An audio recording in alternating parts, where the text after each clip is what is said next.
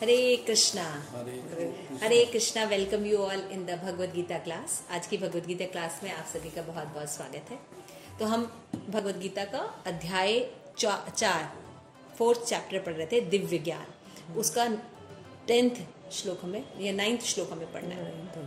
तो हमने देखा कि किस तरह भगवान जो है अपने बारे में नॉलेज दे रहे हैं, है ना, कि किस तरह, जैसे हम लोग सोचते हैं धर्म की स्थापना हम करेंगे, नहीं, धर्म की स्थापना भगवान कर सकते हैं, क्योंकि भगवान को बारीकियां पता होती हैं, कब कहाँ क्या प्रॉब्लम है, कब क्या चीज़ को किसको कितना बोलना है, कितना नहीं बताना है, तो सारी नॉलेज ठाकुर जी की होती है। तो भगवान धर्म की स्थापना करते हैं, है ना, भक्तों की रक्षा भगवान करते हैं, है ना, हम नहीं करते।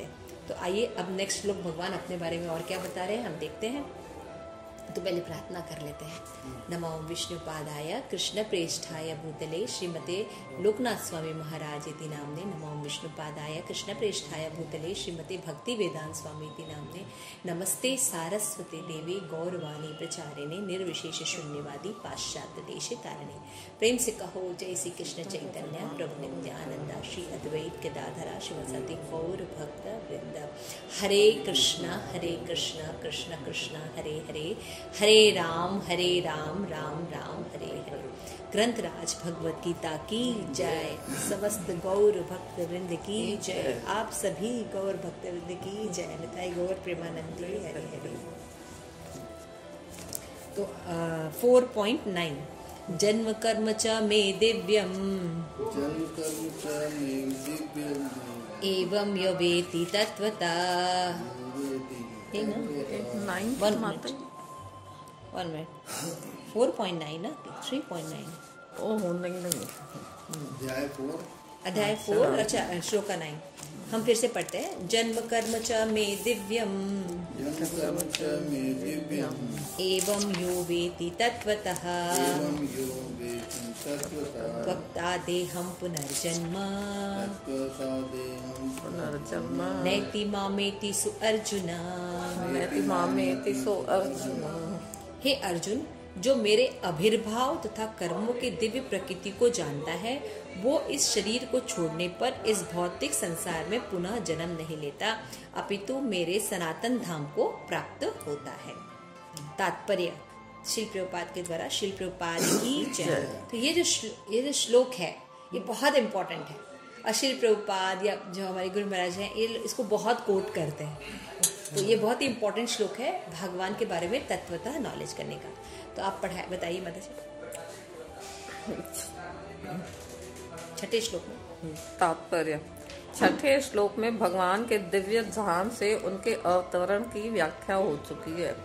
जो मनुष्य भगवान के आविर्भाव के सत्य को समझ लेता है वह इस भवबंधन से मुक्त हो जाता है, और इस शरीर को छोड़ते ही वह तुरंत भगवान के धाम को लौट जाता है। भव बंधन से जीव की ऐसी मुक्ति सरल नहीं है। निर्विशेषवादी तथा योगी जन पर्याप्त कष्ट तथा अनेकानेक जन्मों के बाद ही मुक्ति प्राप्त कर सकते हैं। इतने पर भी उन्हें जो मुक्ति भगवान की निराकार ब्रह्म ज्योति में तादात्म्य प्राप्त करने के रूप में मिलती है, आंशिक होती है, और इस भौतिक संसार में लौट आने का भय बना रहता है। किंतु भगवान के शरीर की दिव्य प्रकृति तथा उनके कार्यकलापों को समझने मात्र से भक्त शरीर का अंत होने पर भगवत धाम को प्राप्त करता है, और उसे संसार में लौट आने का भय नहीं रह जाता। ब्रह्म संहिता के 5.33 में यह बताया गया है कि भगवान के अनेक रूप तथा अवतार हैं। अद्वैतमच्युतम मनादि मनंत रूपम। यद्यपि भगवान के अनेक दिव्य रूप हैं, किंतु फिर भी वे अद्वैत भगवान है। इस तथ्य को विश्वास पूर्वक समझना चाहिए। यद्यपि यह संसारी विद्वानों तथा अज्ञान योगियों के लिए अगम्य है, जैसा कि वेदों पुरुष बोधनी उपनिषद में कहा गया है। एको देवो नित्य लीलानुरक्तो भक्त व्यापी हृदयांतरात्मा। एक भगवान अपने निष्काम भक्तों के साथ अनेकानेक दिव्य रूपों में सदैव संबंधित रहते हैं। इस वेद वचन को स्वयं भगवान ने गीता के श्लोक में पुष्टि की है। जो इस सत्य को वेद तथा भगवान के प्रमाण के आधार पर स्वीकार करता है और शुष्क चिंतन में समय नहीं गंवाता, वह मुक्ति की चरम सिद्धि प्राप्त करता है। इस सत्य को श्रद्धा पूर्वक स्वीकार करने से मनुष्य निश्चित रूप से मुक्ति लाभ कर सकता है। इस प्रसंग में वैदिक वाक्य तत्त्वमसि लागू होता है। जो कोई भगवान कृष्ण को परम ब्रह्म करके जानता है या उनसे यह कहता है कि आप वही परम ब्रह्म श्री भगवान है, वह निश्चित रूप से अविलंब मुक्त हो जाता है। फलस्वरूप उसे भगवान की दिव्य संगति की प्राप्ति निश्चित हो जाती है। दूसरे शब्दों में ऐसा श्रद्धालु भगवत भक्त सिद्धि प्राप्त करता है। इसकी पुष्टि निम्नलिखित वेद वचन से होती है। तमेव विदित्वाति मृत्युमेति नान्यः पंथा विद्यते जनाय। श्री भगवान को जान लेने से ही मनुष्य जन्म तथा मृत्यु से मुक्ति की पूर्ण अवस्था प्राप्त कर सकता है। इस सिद्धि को प्राप्त करने का कोई अन्य विकल्प नहीं है।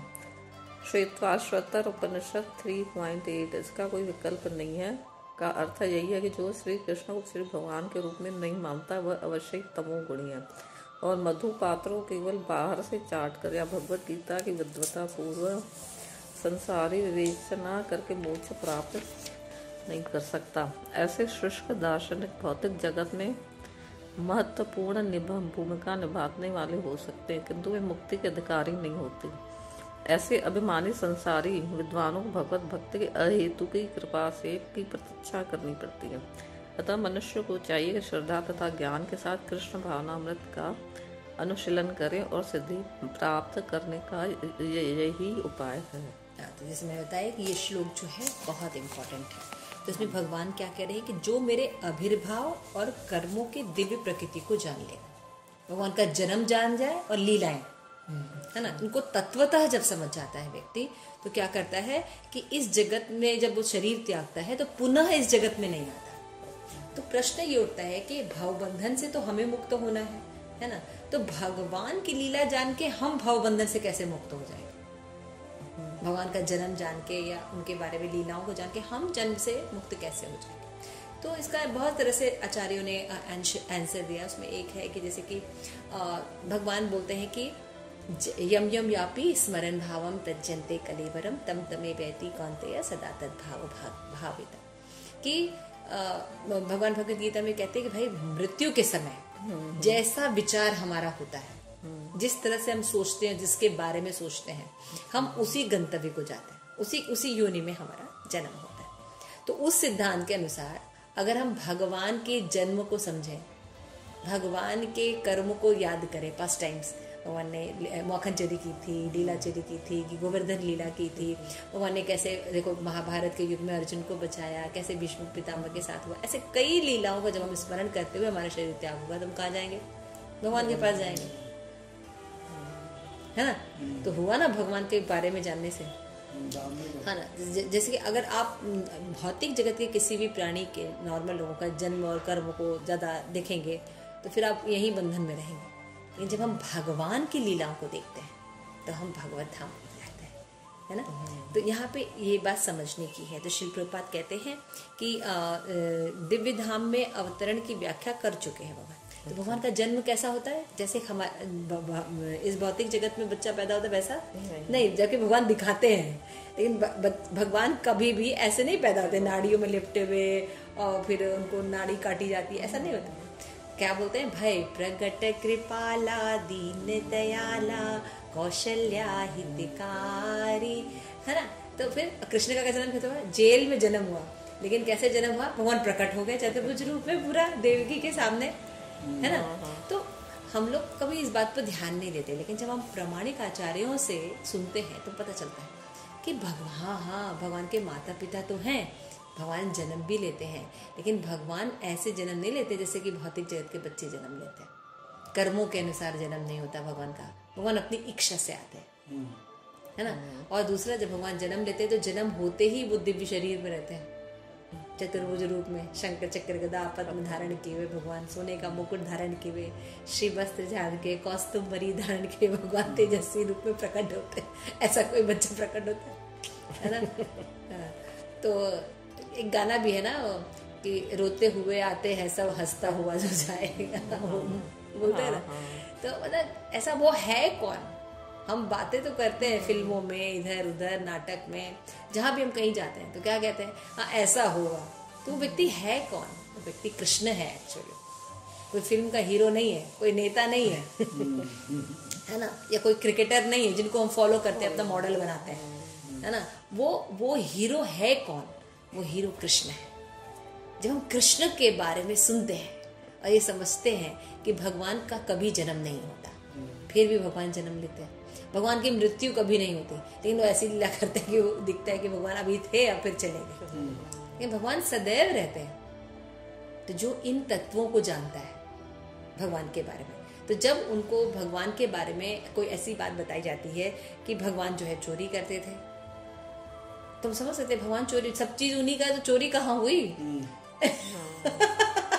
अब हम कहें कि हमारा बेटा पैदा हुआ, उसका नाम हम कृष्ण रख देते हैं, हाँ, तो वो फिर चोरी करे, क्या होगा? वो बड़ा होकर डाकू बनेगा, कृष्ण नहीं बनेगा। कृष्ण नाम रखने से कोई थोड़ी कृष्ण हो जाता है। भगवान जो होते हैं उनकी लीलाएं होती हैं, वो दिव्य होती है। भगवान कुछ भी करते हैं, भगवान अगर किसी को मारते भी हैं तब भी वो भगवत धाम जाता है, तारते हैं तो वो तो जाता ही है, लेकिन भगवान का मारना भी भगवत धाम जाता है, समझ रहे? तो भगवान कुछ भी करते हैं तो कभी भी भौतिक जगत के क्लेशों से या 3 गुणों से कंटैमिनेटेड नहीं होते हैं, कलमश नहीं होता उसमें। हम कुछ भी करते हैं तो या तो सतोगुणी करेंगे, या तो रजोगुणी करेंगे, या तो तमोगुणी करेंगे, तो उसके अच्छे बुरे रिजल्ट मिलते हैं। लेकिन भगवान कुछ भी करते हैं, मतलब निम्न से निम्न कार्य करते हैं। जैसे बोलते हैं कि भाई क्षत्रियों के लिए होता है कि युद्ध करना, युद्ध छोड़ के भागना नहीं। अब भगवान तो भाग गए थे युद्ध छोड़ के, लेकिन फिर भी रणछोड़ करके उनकी पूजा होती है ना। अब किसी की स्त्री को चुरा लेना, उठा के लेके चले जाना, तो उसको तो अच्छा नहीं माना जाता है, लेकिन भगवान को अप्रिशिएट किया जाता है। तो भगवान कुछ भी करते हैं तो क्या होता है, उसमें भौतिक कलमश नहीं होता, इसलिए सदैव दिव्य रहता है और सबके सुख के लिए होता है, आनंद के लिए होता है, अच्छे के लिए होता है।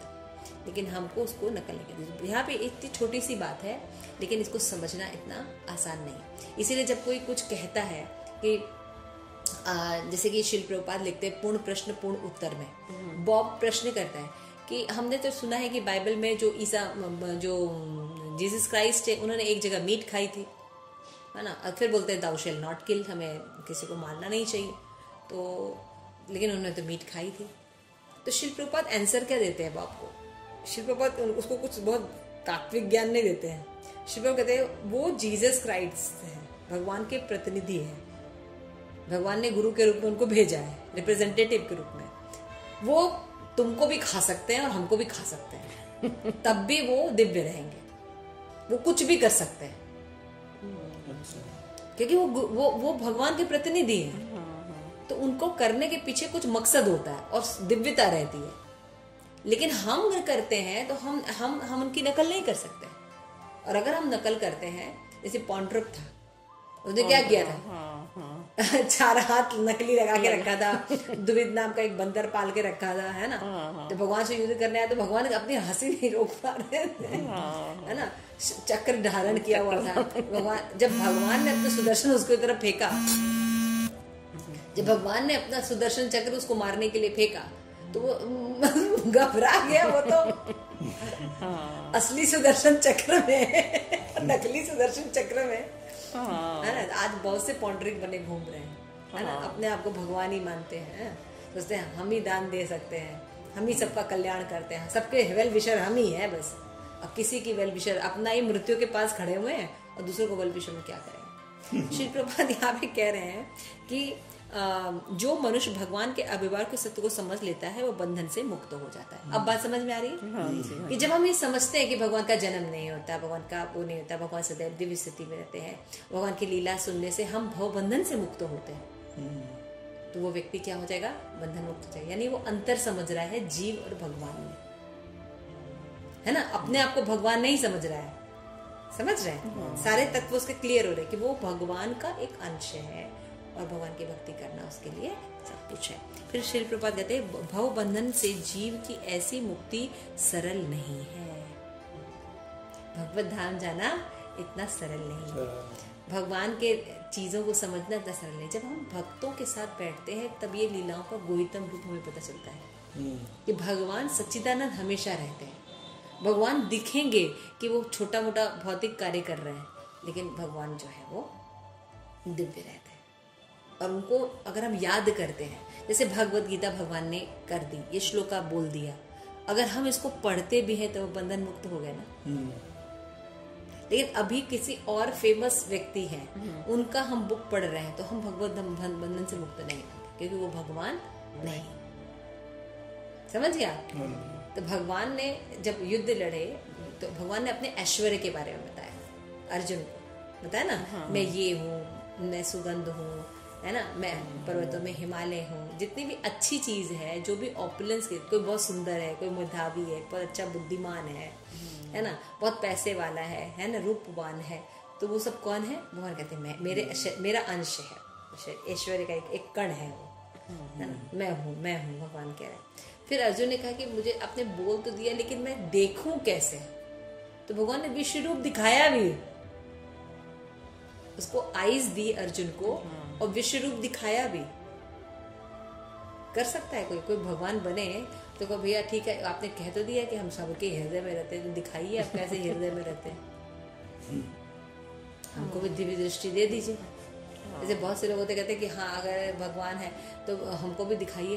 तो उन्होंने कहा कि भगवान ने दिव्य दृष्टि भी दी थी और आईज भी दी थी देखने के लिए, योग्यता भी देते हैं, शक्ति भी देते हैं भगवान। तो आप दे दीजिए हमको शक्ति, जरा हम विश्व रूप आपका देख ले। तो वो कोई नहीं दिखा पाता। तो निर्विशेषवादी और योगी जन पर्याप्त कष्ट अनेक जन्मों के बाद भी मुक्त नहीं हो पाते। तो भक्त इन सब रहस्यों को जानता है। भक्ति योग से हम भगवान के जन्म को और कर्मों को हमेशा दिव्य समझते हैं। तो भगवान का कोई भी कार्य निम्न नहीं होता, कोई भी कार्य निम्न नहीं होता। भगवान का गोपियों से प्रेम करना अर्धरात्रि में, वो भी दिव्य है, वो तो परम स्तर है। लेकिन कोई अगर नकल करे, है ना, तुम करो तो रासलीला, हम करें तो करेक्टर ढीला, तो तत्व समझना होगा ना, मैं तत्वों का नॉलेज है। इवन जो भक्ति भी कर रहे हैं योगी जन और निर्विशेषवादी यानी ब्रह्म को जो समझते हैं, वो भी भगवान को नहीं समझ सकते और उनको मुक्ति भी नहीं होगी, क्योंकि वो कृष्ण रूप में भगवान को, परम सत्य के रूप में भगवान को नहीं जानते। तो भक्त जानता है, इतने पर भी उन्हें मुक्ति भगवान के निराकार ब्रह्म ज्योति में तादाद में होती है। मतलब आंशिक नॉलेज होने पर भी देखिए कितना लाभ है। नहीं जान रहे भगवान के बारे में, है, वो सोचते भगवान एक लाइट है या भगवान एक ब्रह्म है ना, तब भी उनको क्या मिलती है? ब्रह्म ज्योति मिलती है, जहाँ वो आनंद रहते हैं। तो इस तरह से, किंतु भगवान के शरीर की दिव्य प्रकृति तथा उसके कार्यक्रम को समझने मात्र भक्त शरीर के अंत में भगवत धाम को प्राप्त करता है, इस संसार में लौटकर नहीं आता है। श्रील प्रभुपाद बताते हैं कि यद्यपि भगवान के अनेक दिव्य रूप हैं, फिर भी वे अद्वय भगवान है। राम भी वही है ना, कृष्ण भी वही है, चैतन्य महाप्रभु भी वही है, अद्वय है, द्वैत नहीं है। एक ही कृष्ण परम सत्य अलग अलग रूप में प्रकट होते हैं। तो यहाँ पे एग्जाम्पल दिया गया है उपनिषद का, एको देव को नित्य लीना अनुराग भक्त व्यापी हृदय अंतराग। एक भगवान है और निष्काम भक्तों के लिए अनेक अनेक दिव्य रूप धारण करते हैं, लीला करने के लिए, उनको आस्वादन देने के लिए। फिर कहता है एक भक्त जीवन भर रामायण लिखते हैं, एक आते महाभारत लिखते हैं, समझ रहे? तो रसास्वादन भक्त करते रहते हैं। फिर उन भागवत गीता को, ये भागवतम को पढ़ के हम भी रसास्वादन ले ना। तो भगवान अनेक लीलाएं करते। इस वेद वचन को स्वयं भगवान ने गीता के श्लोक में भी कहा है कि इस सत्य को वेद तथा भगवान के प्रमाण के आधार पर स्वीकार करता है। सूक्ष्म चिंतन में समय नहीं गंवाना चाहिए, मुक्ति की चरम सिद्धि प्राप्त करता है। हमको अपने आप नहीं सोचना चाहिए, कुछ भी सोचते रहे ऐसे ऐसे, तो उससे मुक्ति नहीं प्राप्त होगी। आपको भगवान के चरित्र प्रमाणिक गुरुओं के अंडर में बैठ के सुनना होगा, तब मुक्ति प्राप्त होगी। क्योंकि हम भगवान की लीलाएं क्या है? शिक्षा देने के लिए होती हैं। कोई भी लीला होती है भगवान की तो क्या होती है? कई तरह से शिक्षा देती है जीव को, जिससे कि वो भवबंधन से मुक्त हो जाए। तो भगवान इस दुनिया में आते हैं तो क्या करते हैं? ऐसे ऐसे काम करते हैं कि हम जो माया में आकर्षण रहता है हमारा, वो निकले और हम भगवान की तरफ देखें। समझ रहे? भगवान आके लीलाएं क्यों करते हैं? हमें आकर्षित करने के लिए, हमें क्रेज बनाने के लिए, है ना। अब हमें, अब जैसे हम पढ़ रहे हैं तो हम बताते हैं हमारा लक्ष्य है भगवत धाम जाना, तब ना हम अपना लक्ष्य बनाते हैं भगवत धाम जाना। नहीं तो हमें क्या पता भगवत धाम, हम तो स्वर्ग के बारे में जानते हैं। है ना। तो इस सत्य को श्रद्धा पूर्वक स्वीकार करने से मनुष्य निश्चित लाभ प्राप्त करता है। फिर भगवान कहते हैं कि शिव भगवान को जान लेने से मनुष्य जन्म मृत्यु की मुक्ति पूर्ण की अवस्था प्राप्त कर लेता है। बहुत से श्लोकों में ये बात कही गई। कृष्ण के जन्म कर्म को जानने से, उनकी दिव्यता समझने से क्या होता है, हम भवबंधन से मुक्त हो जाते हैं। तब समझ में आ रहा है कि भगवान के दिव्य कलाकार सुन के हम बंधन कैसे मुक्त होते हैं। जब हम चिंतन जैसा करेंगे वैसे ही डेस्टिनेशन प्राप्त होगा। तो भगवान सच्चिदानंद है, भगवान के बारे में लीलाएं सच्चिदानंद है, तो हम भी तो सच्चिदानंद सोचते सोचते शरीर त्याग हुआ, तो हम भी तो सच्चिदानंद अवस्था ही प्राप्त करेंगे। तो ये साइंस है कि भगवान और जीव में क्या रिलेशन है, क्या कनेक्शन है ना। तो यहाँ पे बता रहे, लास्ट में बोलते हैं, एक एग्जाम्पल दे रहे हैं कि शहद की बोतल रखी है ना, और वो बंद है ऊपर से, और एक मधुमक्खी आ रही है और उसने बोतल के ऊपर बैठी, फिर से पूछा गया भाई आपको शहद का स्वाद आया? हाँ हाँ बहुत ही अच्छा है शहद, चखा तो है नहीं तुमने। चखने के लिए भाई बोतल खोलना पड़ेगा और फिर उसको में से मधु खाना पड़ेगा, तब तो पता होगा हनी का मतलब ये होता है, मीठा मीठा सुंदर सुस्वादु। अगर सोचिए आपको एक फूल दे और आप उस फूल को खाइए तो कड़वा लगता है, नहीं लगता? लेकिन सोचिए भगवान ने कैसा हनी बी बनाया है, मधुमक्खी, कि वो उसी फूल में से, जो फूल आपको कड़वा लगा, उसमें से ऐसे निकालता है कि वो रस मीठा होता है। हनी जब हम खाते हैं कितना मीठा, कितना स्वादु होता है, और हम उस फूल को खाते हैं तो नहीं निकाल पाएंगे, वो कड़वा लगेगा। समझ रहे हैं मतलब? तो भगवान ने ऐसा उसको बनाया है, हनी को, हनी बी को, कि जब वो फूलों से रस निकालता है तो नेक्टर निकाल लेता है ना, हम नहीं निकाल सकते। उसी तरह से भक्त जो है वो भगवान के बारे में हर गुहितम चीजें जानते हैं, कि भगवान की हर लीला दिव्य है। किसी तरह से जीव भगवान में लग जाए, कीर्तन करने में, हरे कृष्णा कृष्णा कृष्णा हरे हरे, हरे राम राम राम हरे। तो निर्विशेषीवाद, मायावाद, इनके खाली बॉटल के ऊपर से नहीं बोलना चाहिए, अरे चख लो खोल के, तब तो बताएगा कितना मीठा है भगवान। तो भगवान जो है शुगर कैंडी की तरह है, बोलते हैं कहीं से भी चखो वो मधुर ही लगता है, मधुरम मधुरेभ्योऽपि, है ना। तो अगर हम सांसारिक विवेचना में लगेंगे, है ना, मान लीजिए हम सचिन तेंदुलकर के बारे में सोचे तो हम भगवत धाम नहीं जाएंगे ठीक है, समझ गए? तो जब हम भगवान या उनके शुद्ध भक्तों के बारे में पढ़ते हैं, उनकी लीलाओं को देखते हैं, आविर्भाव तिरुभाव दिवस मनाते हैं, तो हम भगवत धाम ही जाएंगे। अभी लास्ट में बोलते हैं, अतः मनुष्य को चाहिए कि श्रद्धा तथा ज्ञान के साथ कृष्ण भावना का अनुशीलन करे और सिद्धि प्राप्त करने के लिए उपाय करे। इसलिए ये बिल्कुल समझना चाहिए कि भगवान के जन्म और हमारे जन्म में अंतर है। भगवान की लीलाओं कथा में ध्यान करना और हमारी लीलाओं कथा में ध्यान करना, जो कि हम करते हैं, है ना। आजकल हर लोग भगवान बनना चाहते हैं, है ना। नॉर्मल शादियों में देखिए, मतलब वो हीरोइन, जो हीरो हीरोइन न करे वो भी हम करने लगे हैं, है ना। क्या बोलते हैं, उस समय हीरो हीरोइन तो बनते हैं और हम क्या सोचते हैं कि हम ही भगवान है, पूरी दुनिया हमारे अंडर में, तो उससे कोई फायदा नहीं। भगवान का जन्म और भगवान का कर्म जो है वो दिव्य होता है। मनुष्य का जन्म या और किसी का भी जन्म जो होता है वो दिव्य नहीं होता। इस तत्व को जब कोई जान जाता है तो निश्चित भगवत धाम चला जाता है। समझ गए अब ये बात? तो कभी भी कोई कुछ कहेगी अरे भगवान ने ऐसा क्यों किया, भाई भगवान है, वो कुछ भी कर सकते हैं, लेकिन फिर भी वो अपवित्र नहीं होते। लेकिन हम अगर उनकी नकल करेंगे तो हम जल जाएंगे और हम भगवंतन से अंदर चले जाएंगे, है ना। हमको नकल नहीं करनी चाहिए, बल्कि उनके इंस्ट्रक्शन को फॉलो करना चाहिए। अब समझ गए एक लाइन में, अगर कोई आपसे बोलेगा तो। अब ये जो श्लोक है ये भी बहुत इंपॉर्टेंट है। वीतराग भय क्रोधा, वीतराग भय क्रोधा, मत मया माम उपाश्रिता, मत मया माम उपाश्रिता, बहवो ज्ञान तपसा पूता, बहवो ज्ञान तपसा पूता, मत भावम आगत, मत भाव आगत। हाँ, तो इस प्रकार भगवान फिर आगे ज्ञान देते। देखिए भगवान ही अपने बारे में बता सकते हैं, है ना। इसलिए पिछले श्लोक में भगवान ने क्या किया कि मेरा जो जन्म होता है, मेरा जो कर्म होता है वो दिव्य होता है। जो जान लेता है फिर बंधन नहीं आता। फिर भगवान क्या कह रहे हैं कि आसक्ति, भय और क्रोध से मुक्त होकर, मुझे पूर्णता तन्मय होकर, मेरी शरण में आकर बहुत से लोग भूतकाल में प्रसिद्ध। अब भगवान ने ज्ञान दे दिया भाई जन्म कर्म च में दिव्यम, तो क्या भगवान घमंडी है? भगवान खुद ही बता रहे भाई मेरा बहुत अच्छा है, मेरा जन्म बहुत अच्छा है है ना, मेरे बारे में सोचोगे तो भगवान ऐसा किस लिए कह रहे हैं। भगवान वहाँ पे आगे बता रहे हैं कि भाई इस बात की पुष्टि है, एक जैसे ज्ञान दिया जाता है तो उसके बारे में रिजल्ट भी बताया जाता है कि कई लोग कैसा एक्सपेरिमेंट रहा है इसका।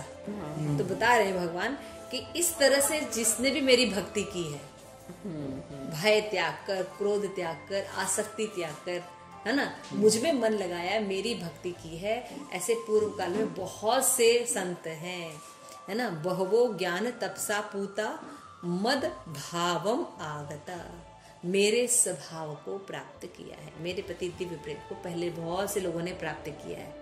इसी जन्म कर्म च में दिव्यम समझकर कि भगवान का जन्म, भगवान की लीलाएं दिव्य होती हैं और इनको गाने से, इन पर मेडिटेट करने से हम भवबंधन से मुक्त होते हैं और बहुत से साधु संत मुक्त हो चुके हैं। एडवर्टीजमेंट भी बता रहे हैं भगवान। जैसे आप मान लीजिए अपने बच्चे के लिए आप स्कूल ढूंढ रहे हैं, कौन से स्कूल में डालें, तो फिर हम क्या देखते हैं, ये टॉप मोस्ट स्कूल है, 5 जो स्कूल है। क्यों भाई? क्योंकि यहाँ से लोग ने डॉक्टर बन के निकले, इंजीनियर बन के निकले, यहाँ ये कर रहे हैं, यहाँ ये कर रहे हैं, देखते हैं ना रिजल्ट, फिर हम अपने बच्चे का एडमिशन कराते हैं। तो भगवान एक सिद्धांत दिए कि जन्म कर्म च में दिव्य।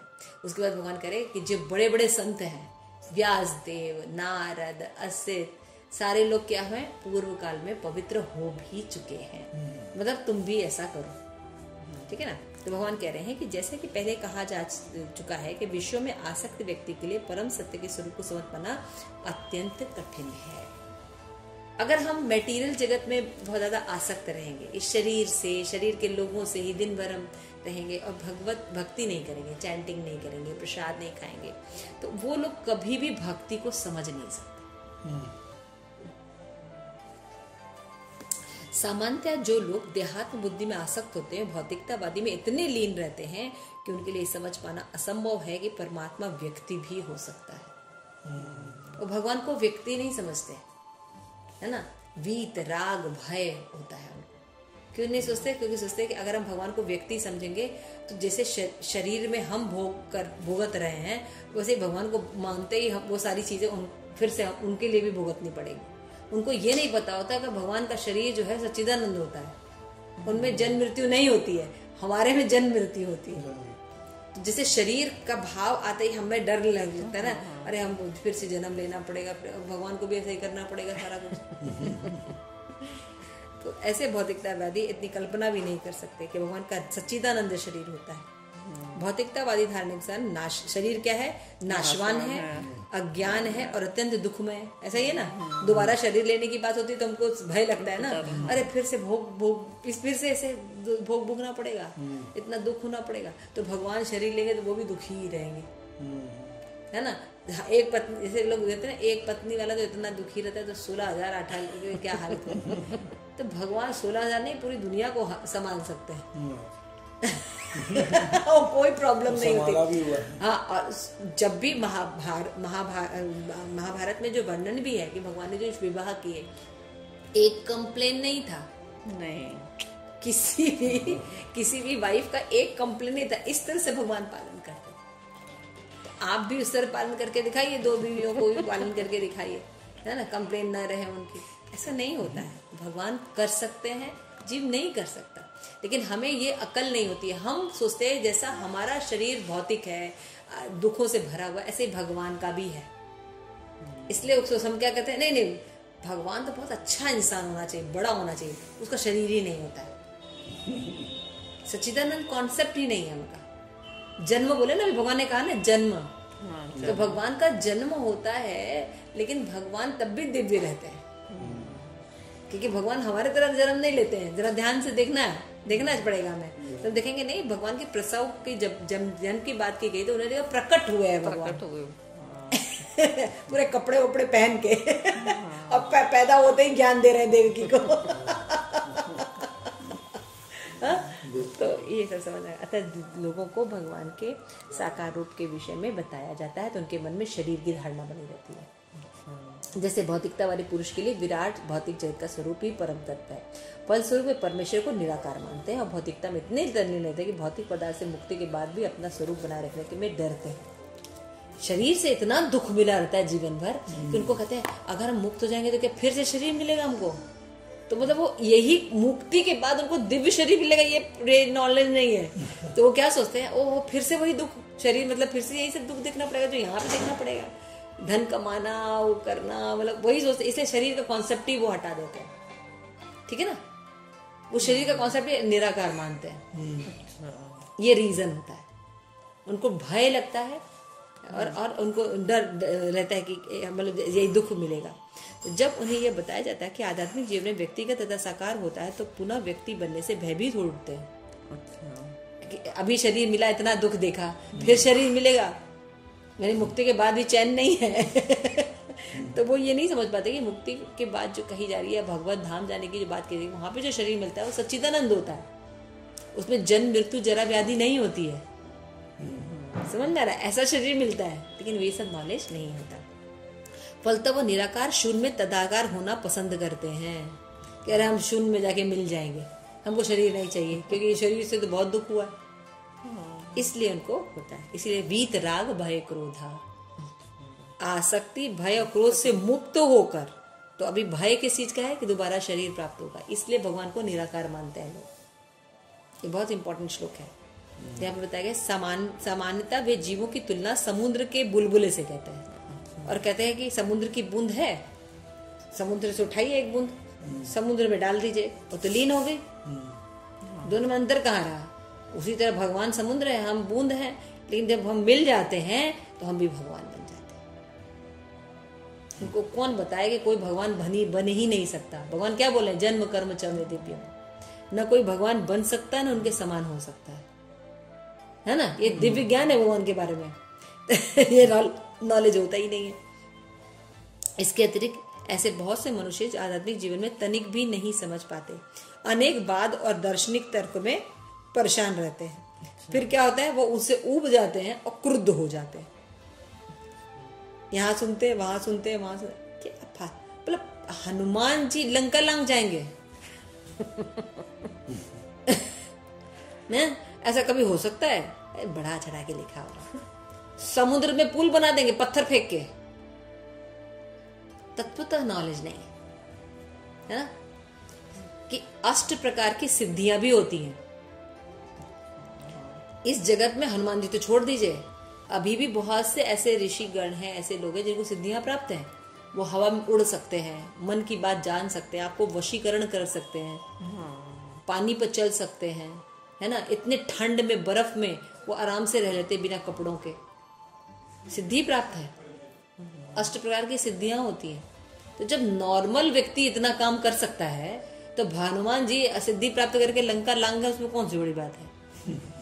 समझ गया मतलब। तो तत्वतः नॉलेज नहीं होता है, तो मूर्खता बस निष्कर्ष निकालते कि परम कारण जैसा कुछ होता ही नहीं है। ऐसा थोड़ी होता है, ऐसा थोड़ी होता है, ऐसा थोड़ी होता है। अरे ऐसा कैसे हो सकता है? आकाश में कैसे कोई उड़ जाएगा एरोप्लेन में? है तो दिखाओ, हमें तो नहीं दिखता कुछ भी। हाँ, तो इसलिए क्या सोचते हैं कि भगवान की दिव्यता को नहीं जानते, न भक्ति योग से नॉलेज लिया हुआ है। तो अगर कोई चीज जिक्र होता है उसको, अब मतलब एक सुअर जाके पृथ्वी निकाल देगा और उद्धार कर देगा, कुछ कॉन्सेप्ट नहीं पता है ना, इसलिए वो लोग ऐसा करते हैं। ऐसे लोग जीवन के रुग्ण अवस्था में होते हैं। कुछ लोग भौतिकता में इतने समझ गए। भय होता है, पहले तो भय होता है, किसी चीज का भय होता है कि दोबारा शरीर मिलेगा। तो सच्चिदानंद कॉन्सेप्ट नहीं होता है, तो सोचते हैं कि ऐसा ही सही मिलेगा, इसलिए वो भय रहता है। फिर क्रोध किस लिए होता है कि अलग अलग विचारधारा सुनते हैं और भौतिक जगत का साइंटिफिक नॉलेज नहीं होता है, आधार नहीं होता, तो कहते हैं अरे ये सब बेकार है, तो क्या होता है, क्रोधित हो जाते हैं। और फिर तीसरी चीज बता रही है कि जो आसक्त रहते हैं बहुत ज्यादा मटेरियल चीजों में, है ना, शरीर से, बच्चों से, परिवार से, धन से, दुकान से, रोजगार से, वे आध्यात्मिक जीवन में कोई ध्यान ही नहीं देते। राग, बहुत ज्यादा राग वाले व्यक्ति भी भगवान के बारे में नहीं सुनते। समझ धारणाएं समझ रहे कि क्यों भगवान को निराकार ही कॉन्सेप्ट करते, क्योंकि शरीर से उनको भय रहता है। दूसरे क्रोध क्यों करते, क्योंकि साइंटिफिक नॉलेज नहीं होता है। और तीसरा इतने ज्यादा आसक्त रहते हैं कि उनको मटेरियल चीजें की बातें करा लो, उसमें कहीं नींद नहीं आएगी, कोई दिक्कत नहीं आएगी, है ना। लेकिन भगवान की बातें करा लो, अगर बैठा भी दो तो ये तो सोते रहेंगे, तो चुप रहेंगे। और ऐसे बहुत बोलते हैं, है ना, तो उनमें उनको रस नहीं लगता। तो क्या कर रहे हैं, कुछ लोग निराशावश सभी प्रकार के आध्यात्मिक चिंतन से क्रुद्ध होकर प्रत्येक वस्तु पर अविश्वास करने लगते हैं। इस अंतिम कोटि के लोग किसी न किसी मादक वस्तु का फिर सहारा लेने लगते हैं। डिप्रेशन में आ जाते हैं ना, हर चीज तो बेकार हो जाती है, तो फिर वो सोचते हैं कि नशा करने से हम ठीक हो जाएंगे, और उनके मति भ्रम कभी कभी आध्यात्मिक दृष्टि मान लेते हैं। और फिर उनको जो इल्यूजन होता है ना शराब पीने के बाद, तो उनको अच्छा ये हूर की परियां, हाँ हूर की परियां है, यही हूर की परियां। तो इल्यूजन को क्या सोचते हैं? आध्यात्मिक जगत। जो शराब पी के नशा करके जो उनको थोड़ा सा एक भ्रम होता है ना, थोड़ी देर के लिए पड़े होते हैं नाली में और कुत्ता चाट रहा होता है लेकिन वो क्या सोचते हैं कि बढ़िया हो रहा है, तो वो इल्यूजन में रहते हैं। उसको आध्यात्मिक दृष्टि। मनुष्य को भौतिक जगत के प्रति आसक्ति की 3 अवस्था से छुटकारा पाओ। यही 3 अवस्था है, समझे? क्या क्या क्या? सब भय होना, क्रोध होना और राग होना। ये 3 अवस्थाओं से मुक्ति प्राप्त करनी होती है। हमें राग भी नहीं होना चाहिए, भय भी नहीं होना चाहिए और क्रोध भी नहीं होना चाहिए। ठीक है ना? ये आध्यात्मिक जीवन की उपेक्षा, आध्यात्मिक साकार रूप का भय और जीवन की हताशा से उत्पन्न शून्यवाद की कल्पना है। ये जो तीनों चीज है ना, या तो वो आध्यात्मिक जगत की उपेक्षा कर देते हैं, या फिर साकार रूप नहीं, भगवान का साकार रूप का भय रहता है, और फिर या तो हताशा उत्पन्न हो जाती है, भगवान की भक्ति कर रहे कुछ मिल ही नहीं रहा है, सब बेकार है, सब बेकार है, कुछ नहीं होता भगवान भगवान, इतने तुम भक्ति करते तो मेरे साथ उन्होंने ऐसा कर दिया। हताशा है ना, हताशा तो शून्यवाद, फिर कहते कुछ नहीं होता, शून्य है सब चीज, है ना। जो जीवन के इन तीनों अवस्था से मुक्ति प्राप्त करने में हमें उपेक्षा भी नहीं करनी है, भगवान के साकार रूप को भी मानना है, और फिर हताशा नहीं होनी है। हमें मानना है कि सब कुछ भगवान का है, तो उसमें किसी रीजन होगा, शून्य नहीं है। जीवन के इन तीनों से छुटकारा पाने के लिए प्रामाणिक गुरु के निर्देश में भगवान की शरण करनी पड़ेगी, और भक्ति में जीवन के नियम का पालन करना पड़ेगा, तब ये सब चीजें समझ में आएंगी। जब हम भक्ति में आए, प्रभुपाद के इस्कॉन से जुड़े, तब तो पता चला हमें, है ना। तब हम समझते कि हमारे जो दुख है उनके कारण हम हैं, हमारे कर्म है, भगवान इसमें कुछ नहीं करते हैं, भगवान तो फैसिलिटेट कर देते हैं हमें, है ना। तो भक्ति रसायन सिद्धू में भी कहा गया है कि कैसे कैसे आधो श्रद्धा, साधु संग, भजन क्रिया, तत् अनर्थ निवृत्ति, निष्ठा, रुचि, आसक्ति, भाव, तब प्रेम उत्पन्न होता है। साधका नाम प्रेरणम प्रादुर्भ्य।